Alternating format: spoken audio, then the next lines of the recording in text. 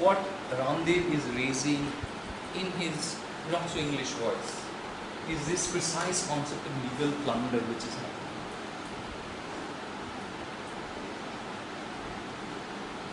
Ramdev is speaking in a language which we think is not kosher. We are more comfortable with another. But we have Prashant Bhushan, Arvind Kejriwal, people who speak our language sitting with Shanti Bhushan. I have great respect for them. I've worked with them, assisted them in large number of, but they're like us. But this country fundamentally is not like us.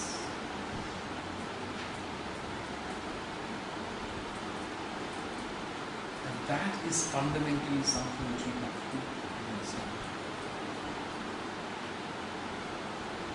And the reason why I was so incredibly worked up about is when this government sends 8,000 people to lathi charge 45,000 people in the middle of the night,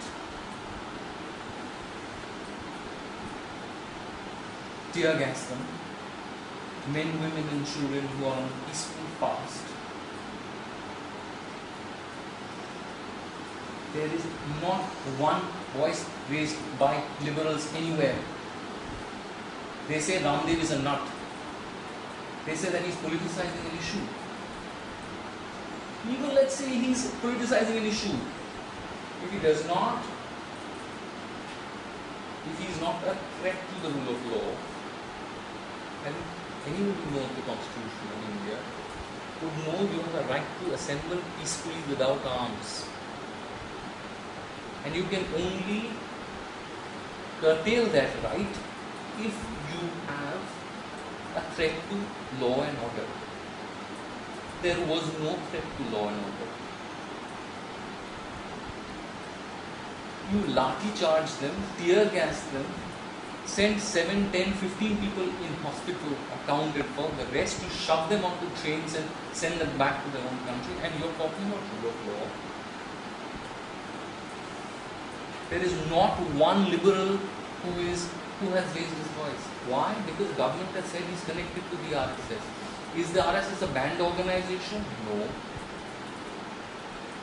Because he's connected to the BJP, which incidentally is the opposition party, which controls, I think, 11 states in the country.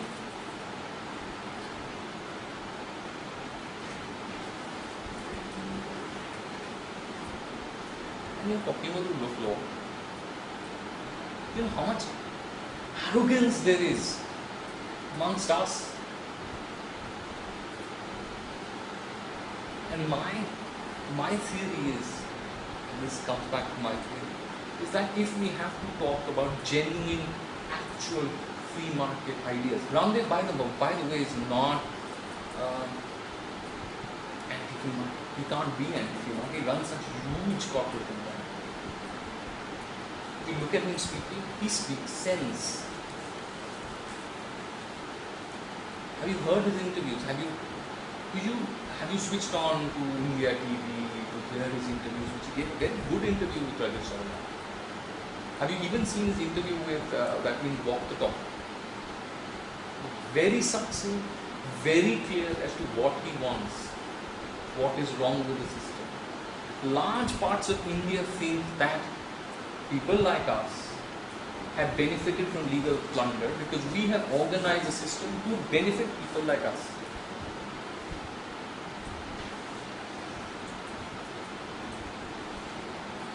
If you remember, one of the first things one of the first big remarks Ramdev came and said, you teach in local language in Hindi or in the local language in the IITs. Why?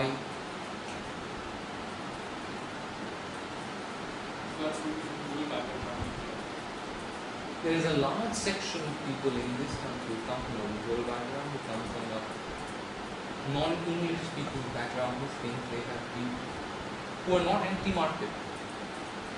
There is a tendency amongst a whole load of us to confuse people who are anti-English speaking free market in the way we think English speaking a free market should work in the terms of Western economics, in terms of these big corporate empires, to think they're anti-market. They're not anti-market. For 5,000 years we haven't had a socialist economy. You know, I had this big discussion with Richard and Das, and whenever we discuss what economy India had before, because obviously you can't have a 5,000-year-old society without having a market, and you can't have a 5,000-year-old society without having a theory of the market. The market does not arise because Adam Smith wrote a book. It was there, it was written for, accounted for, managed, run, operated. You had to run huge empires and you're saying that people did not know how the market functioned. That's again arrogance. And if you have to be really, you have to understand law, you have to understand how rule of law works in this country, you have to indigenize. That's my take on it. You have to indigenize. And I spoke to Gochar and slowly coming around. I had this little bit of a discussion and I said that whenever anybody speaks of a book, textbook on the rule of law, on market, on how to run markets in India, all of us from the time we are young, we fished out the Arthashastra. We fished out, you know what the Arthashastra is? Arthashastra is one of the most bureaucratic texts on this side of the universe.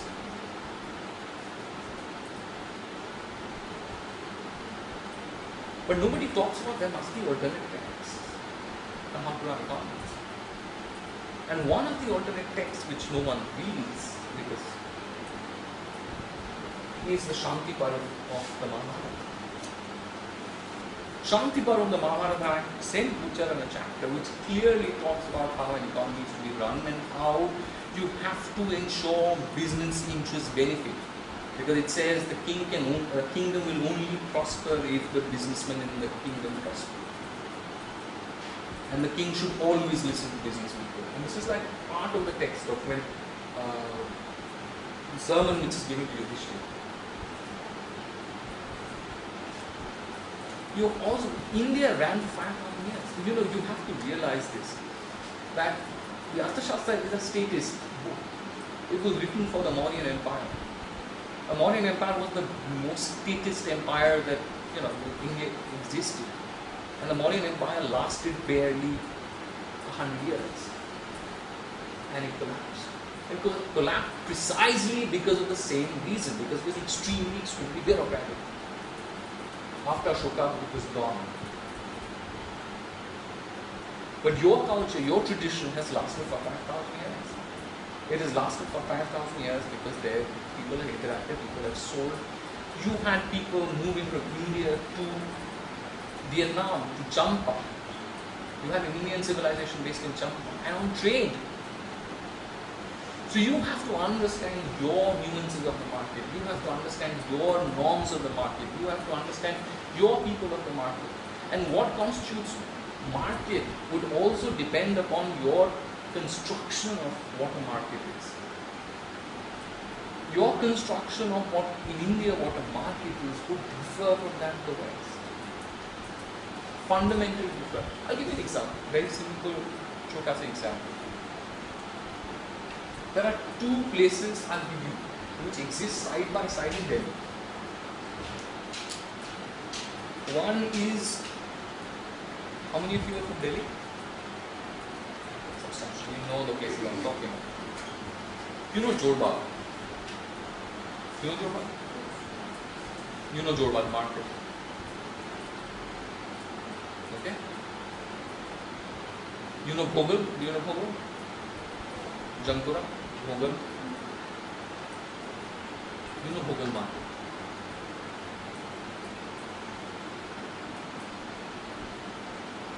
What is important, and what sells in Bhogal is different from what sells in Jodhbag.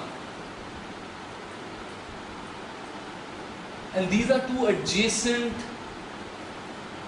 areas within 1 kilometer of each other. The market in Jodhbag is fundamentally different from the market in Bhogal.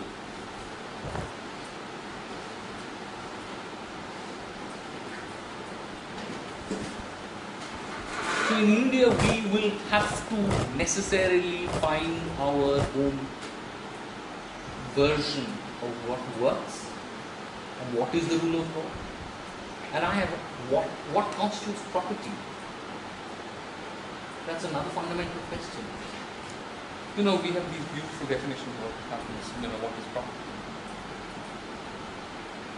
In India, of course, you have to understand that property, I can quote Gemini, I can quote a whole load of theory of what is property. But then, Indian theory of property is fundamentally different. But when the British, today the norm, Transfer of Property Act is 200 years old. And it still doesn't work outside your cities.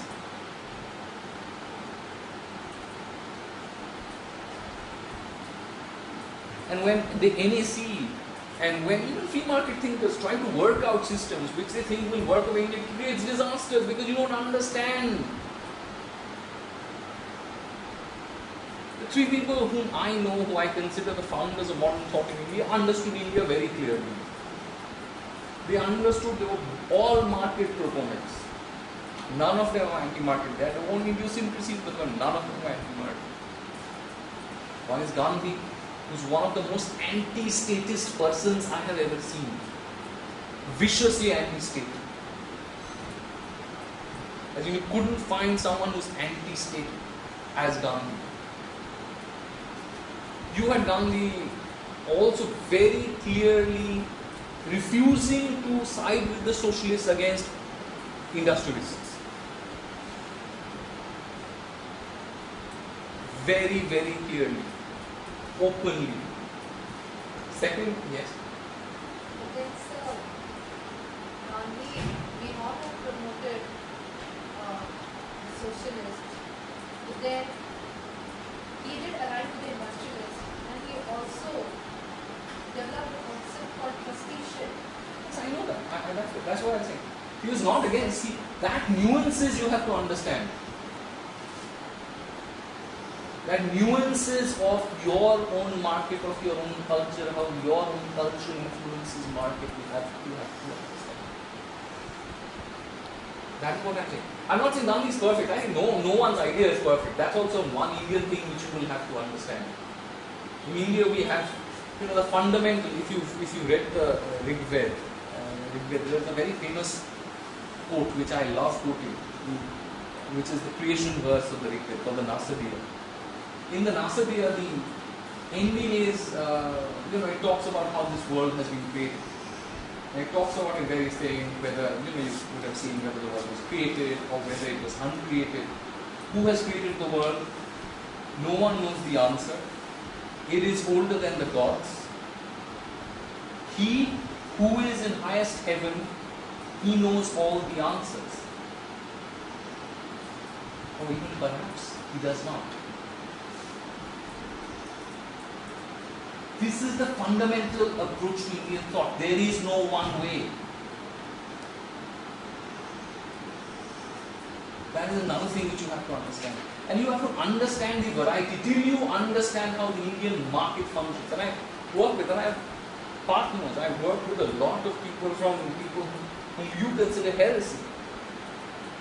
And whom they consider you people completely elitist, arrogant. I work with a lot with the Swadeshi Jagran Manch. I think the first person who got James Tooley's book published in official article on James Tooley's book published in the Swadeshi Patrika, which is the official organization or official magazine of the Swadeshi Jagran Manch. Because I said James Tooley had a great idea. James Tooley was talking about the fact that how English fixed the rules for Indian education and how that screwed Indian education for a long period of time and still screws Indian education. Until you people understand this, understand bureaucracy. Bureaucracy is, I understand. It's one of my incidents which you showed in Asterix was one of mine.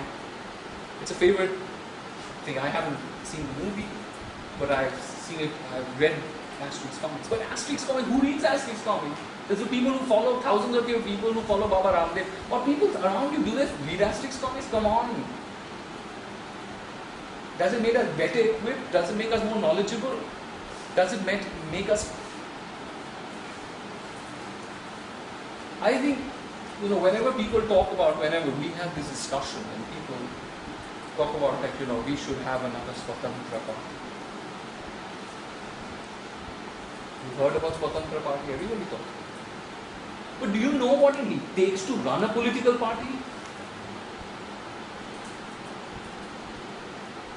How can you have a political party where large masses of people are beaten and 45,000 people are lathi charged and tear gassed in the middle of the night, and we call the leader who is a nutter or for that matter, a crazy man? He's talking, you look at his speeches, he's talking sense. Some of his ideas are crazy, some of his ideas are not. But then lots of ideas of, what do you think, the National Advisory Council, a lot of ideas of the National Advisory Council are sensible? Do you think some of the ideas which are given by, the great free market thinkers, free market ideologues in India, all of them are sensible? No. Finally, policy making is what works, what will work on the ground. But that does not mean that you dismiss it offhand. Until you understand this basic concept that for India markets to work, rule of law to work, it has to be Indianized. Butcher has written another article which I've been saying for a long period of time. We have this back and forth discussion. Butcher and myself used to, Butcher and as in Butcher and Das, we used to have this big discussion. We used to say that I'm a cultural relativist. And he would say we can't allow cultural relativism. A few days back when Butcher wrote an article, when in America you talk about freedom based on liberty. When in India you talk about freedom or rule of law, it has to be based on dharma, the concept of dharma. And he's right. Dharma is much more than religion, much more than, I'm sure, I don't have to go into that, it's much more than religion, it's much more than, it is your way of life, it's your tradition, it's your thinking, it's the way people think, religion is a Western term. Dharma is not religion at all. And anyone slightly knowledgeable will tell you that. If you read Difficulty of Being Good, you would know there's a last chapter defining what dharma is by Butcher and Das. It's a detailed last chapter. He says it cannot be defined, and he goes through the entire thing. And I think anyone knows that's like basic understanding. And it has to be your rule of law. What you're talking about is dharma. And dharma is multi-layered. An ideal idea of what Indian property rights is. I'll tell you what Indian property rights is. I'll give you a small example. It says everybody has an absolute claim on a property. But there are various layers within that claim. So a tenant also has an absolute claim. The subtenant has an absolute claim. The landholder has an absolute claim. And the person who owns the land has an absolute claim. The king does not. Because even Karl Marx writes in an article saying that the concept of eminent domain, that all land belongs to the state in India, is a recent invention. Historically, you never had eminent domain in India. The land did not belong to all land in this country did not belong to the king. It belonged to the person, whoever it owned. They were community lands. Until you manage to convert or find a law of property which actually reflects that. The great success of the communist experiment in West Bengal is because they recognize this.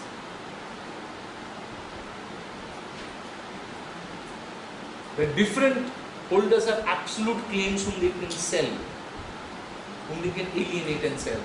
But the greatest disadvantage is, like good communists, in when it came to the free market, they thought that they could take it back by force. They could use the argument of eminent domain. Every land belongs to the state. And hell was used.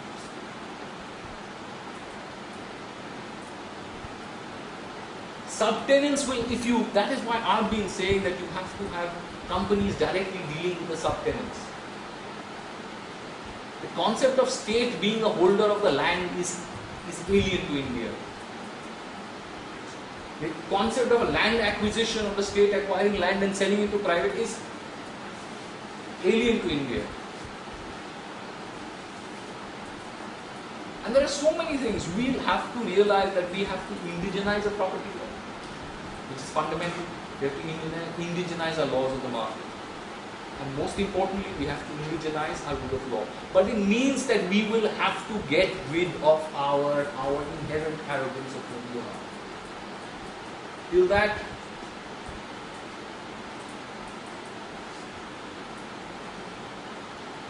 and India, and let me tell you, I have been discussing this. I don't know, maybe politically it will be handled, who knows. But there is now humongous amount of resentment amongst people who you call Bharat against the people of India. On the ground, they think that people like us have cornered all the benefits of globalization and have fixed the rules so as to benefit themselves. We're talking about legal plunder. The rest of people of Bharat actually think you are the beneficiaries of legal plunder in this country. Until you realize this, it's not working. Baba Ramdev is one. He can be thrown out. There can be full loads of other people. And also necessarily, you also have to realize this fact. The fact that he wears saffron does not make him crazy or mad. 80% of Indian people are Hindu. They will, a mass movement which represents them will have to wear saffron. Gandhi spoke about Ram Rajya and posed as a holy man. Till the end of his life, there are I know people who actually thought he is a holy man and still think he is a holy man. Gandhi Baba to the rest of. And Gandhi represented, if you know, there was a very famous statement by Sarojini Naidu who said that it takes more money to keep Bapuji in poverty than it would take to feed India for 2 days. That's a reason. Gandhi spoke about it. And there has been, you have to realize, there have been continuous movements of Bharat infiltrating into. There has to. You're sitting on a volcano, there's a huge amount of resentment. Baba Ramdev is only one, and I'll end off with Baba Ramdev again. If you don't take this into account, that a rule of law is not what is described here. The rule of law which is something which is indigenous, which comes from the people. Lost me from massive trouble. Take this into I read it quite a few minutes. Then I also disagree with it. good. So I don't think that true. It is very true that India has India being a very old civilization has its own ethic or own market ethics. But then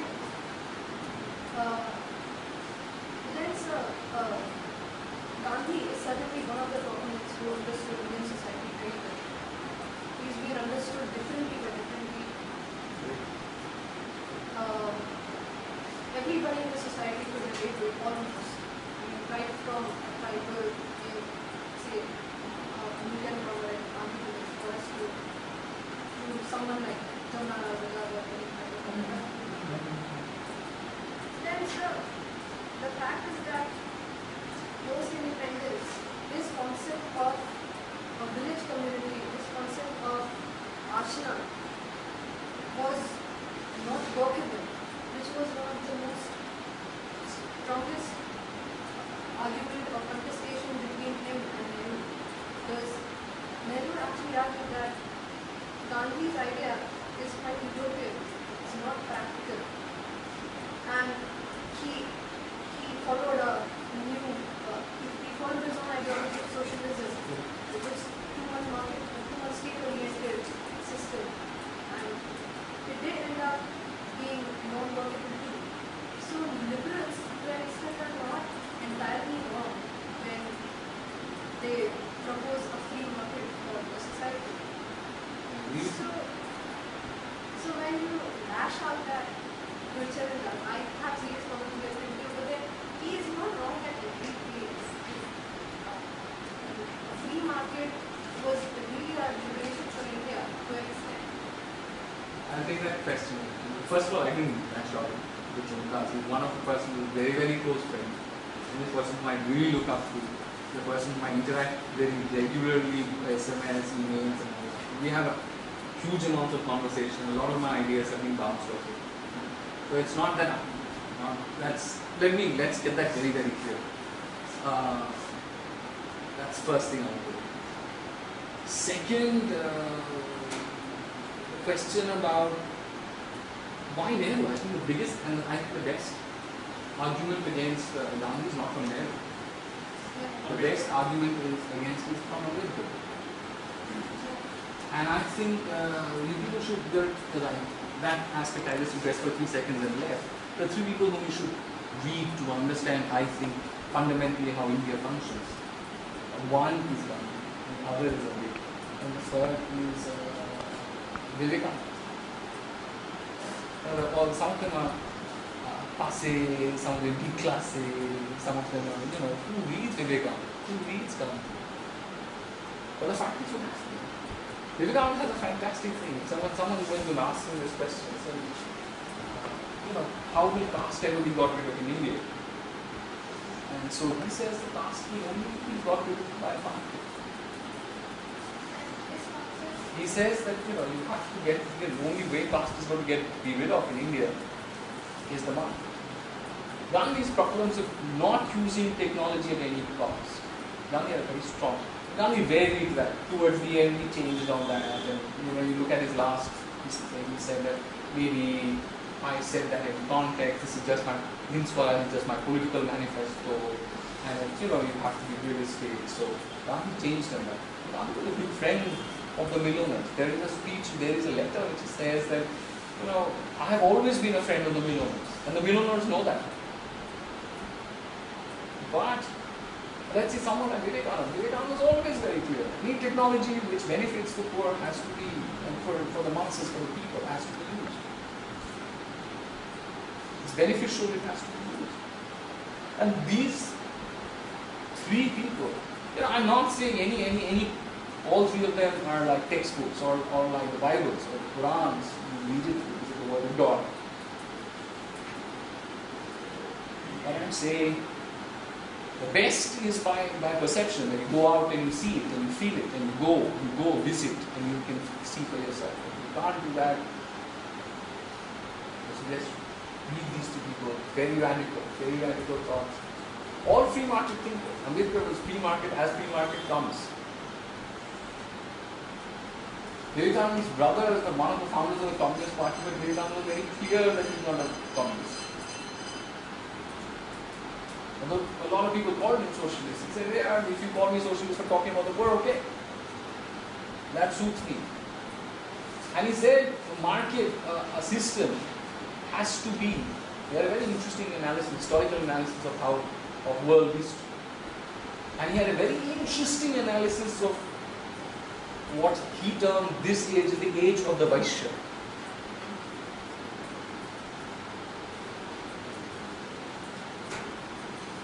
And you also realize Vivekananda is fundamental. Vivekananda is fundamental if you talk about 3 reigning ideologies of governments in India. One is Gandhi. The other is Vivekananda. A large portion of your opposition actually is, the main opposition people who will tomorrow possibly come to power.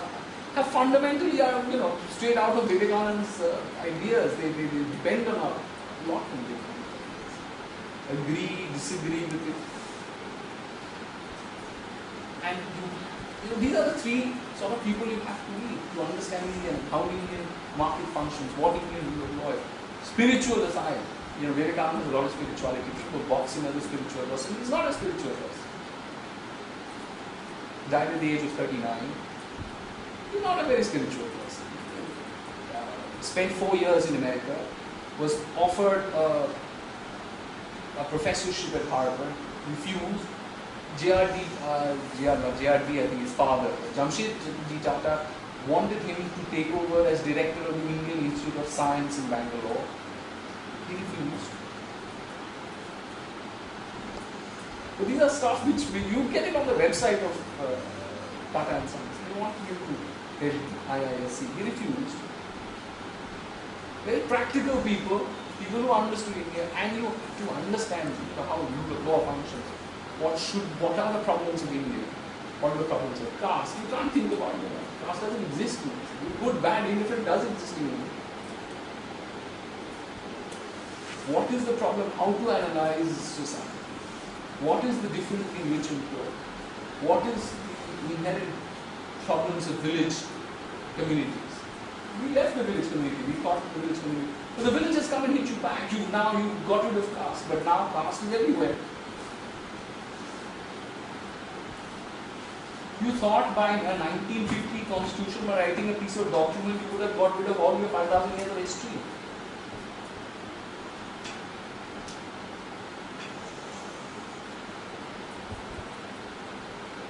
Doesn't make sense. Would anyone come on think of it? What sort of arrogance does that take? We have to get rid of that. I appear as hardcore company lawyer, corporate lawyer, here to companies. I appear the thief, murderer. That's not my job, and I do it. And people consider it decently good, decently. Property in the market. So I got the part about property, how it can be different in India. When you said that, in places, even in Delhi, that the market structures are totally different. But even then, I don't get how the underlying theory and concept. It's quite complicated, but I'll tell you. The cultural relativity of market is now sort of universally accepted. There are whole loads of people, even who at one point in time talked about that market norms are natural and they're universal. Today don't say that anymore. People who sort of talked about shock therapy in Eastern Europe and in Russia have gone back on that, say that it didn't work in Russia, it created bankruptcy in everybody. Because we underestimated the impact of X, Y, Z, which amounts to culture. They just don't want to. There's a fantastic book by Samuel Huntington, which talks about the impact of culture, edited by Samuel Huntington, called Culture Matters, which is a lot of articles by people who talk about the importance of culture to market in terms of very interesting book you can read. These articles. Everybody's there, Francis Fukuyama, and the whole works. That aside, I think how does it work in India? How would, one of the things which I talk about is that maybe Indian market is different from the fact that we work with a large amount of intermediaries. The same way as your property has a lot of intermediaries. When we are talking about displacing intermediaries and bringing corporatizing, free market doesn't necessarily mean corporatization. So that's my take on it. Free market means a free market. Why should free market mean a corporatization? Because it's happened in the West. You are saying maybe it's efficient. That is an argument which is there. But efficient where? It has to suit us.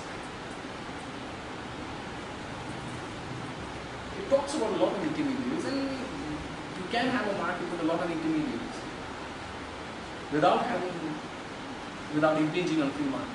Free market, of course. Should the state be busy running schools? No way. State should get out of running schools first. And I've had huge problems. I've had problems with on this from the other side of the spectrum, with a lot of politicians whom I interact quite often. I told them state should be out of running schools. They say it came to such a point, and very close people. So it came to such a point that some of them told me, Vikram, we will not speak on this.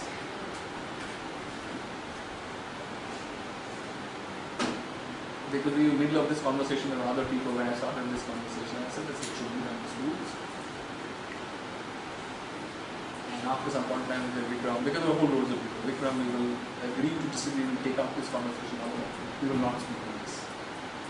There's a fundamental disagreement. Should state be running, making watches? I don't think so. But should there be layers within the market? Should there be Kirana stores, and in the question of whether Walmart should be given, if Walmart can function independently as a market entity, I have no problem. But don't bend the rules for Walmart. I am against bending the rules for anyone. I am not saying you bend the rules and protect Kirana stores. I am saying you don't bend the rules for anyone. And you ensure that there is no monopoly, you ensure there is no crony capitalism, you ensure that there is no regulator capture, whereby big corporates can hijack regulators. You ensure that there is a level playing field for everyone. And then you let it be.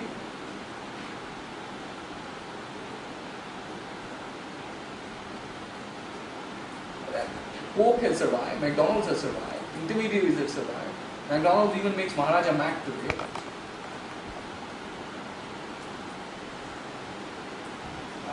Coke and they've taken advantage of intermediaries. They've got used to the intermediary model. Don't make interventions where you don't know what the result is going to be finally. By making laws. And that, I think, the rebellion of Ramdev is based on that. They are simply interfering in our lives without consulting us.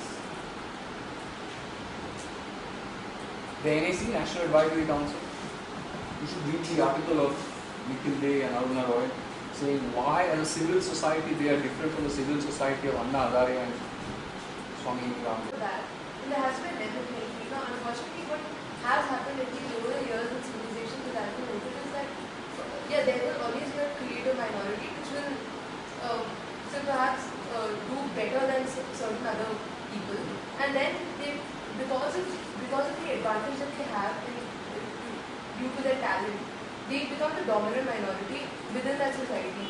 And once these power relations get embedded within in the society, what happens is that these differences which are earlier based on perhaps occupational talent, they get carried forth as hereditary. What do you say? You have to ensure. That you have to ensure. Yeah, but that's even That you now. have to ensure. But then that keeps on haunting you. Have you read Patrick French's article? It says there is not one single young member of the Lok Sabha whose seat is not inherited. All your young MPs whom photographs are published, your young generation get represented. The people of your final generation. Every one of them sing, there's not one single person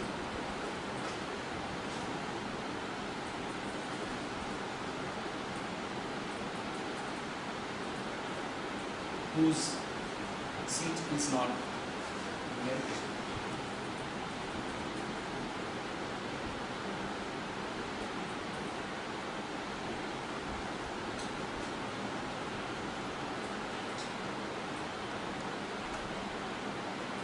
So it keeps on haunting you. Offense by all of them. From families.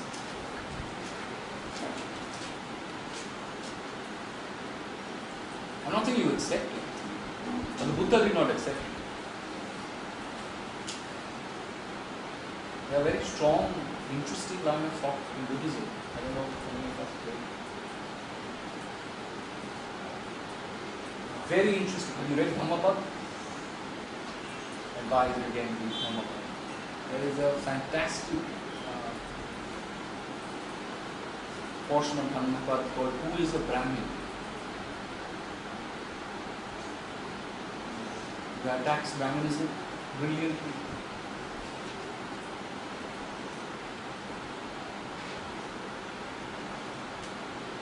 Without attacking the concept of being a Brahmin. Attacks the Brahmins without attacking the concept. Who is a Brahmin? Super, very interesting. And that's what part gets. You have to have your checks and balances in society. Everything in your society is not fantastic. Everything in your society is not great, and I'm not saying that. Anybody who says that is stupid. I think Vivekananda is very clear.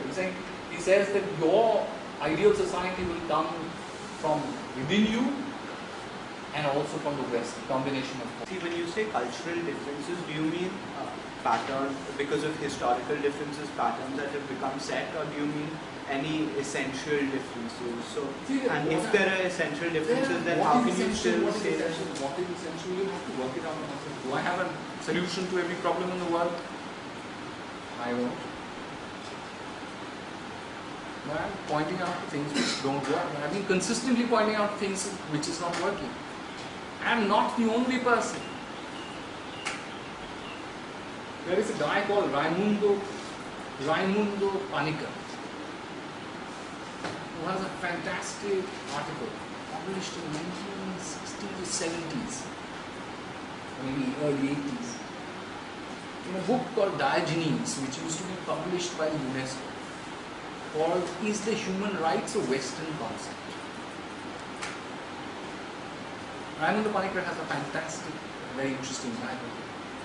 His mother is Spanish, his father was Indian, who used to fly in the Royal Air Force during the World War. One of the founder members of Opus Dei, you've heard of Opus Dei? And later in life he realized, like a true Indian, he comes to India to learn Buddhism and whatever, and he realizes that Christ may not be the only Savior. So he writes that. And then he has a papal bull issued against him, asking him to, or papal encyclical or bull or whatever they call it, asking him to keep shut and not open his mouth. But then he does some most interesting translations of articles and conception of human rights and Indian texts. Teaches at the University of Santa Clara. And I think now, I don't know whether he's still alive. Then he retires, and I think he lives somewhere in a small village near Barcelona. Art fellow in Spanish. Very interesting, and you should read is the concept of human rights, Western concept. Brilliantly written. 60s, 80s. Vicious on the concept. A whole lot of people have something which a whole lot of people rely on that, but we don't rely on it. It's a strange thing. It's what I realize is half the world relies on it to make that argument that maybe conception of human rights is a Western idea, etc. I'm not saying that whatever Raimundo Panikkar is true. I'm not saying whatever I'm saying is true. I think the fundamental thing about an Indian is you should know that whatever you say is one probably section of the truth.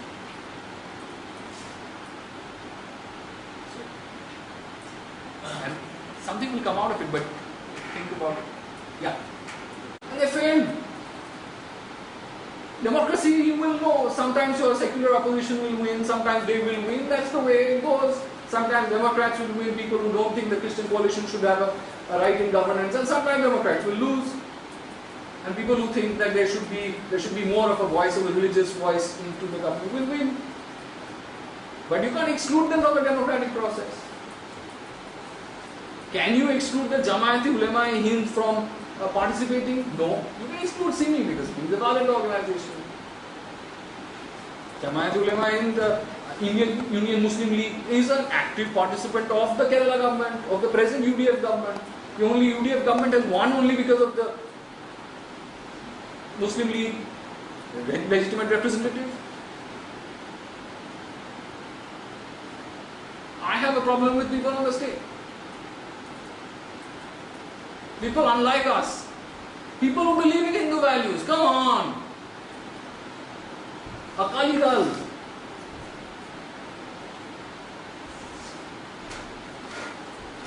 And that's what gets a lot of these people very, very angry. If I was them, I would be terribly angry, terribly upset. And I tell these people, I say openly. You can't have a democracy if you don't have. And legitimately large part of the voice is going to be there. You even look at Iraq. Muslim parties are important. But does it mean that it will form the government all the time? No, because after some point of time people are going to realize that Muslim parties are as corrupt as non-Muslim parties.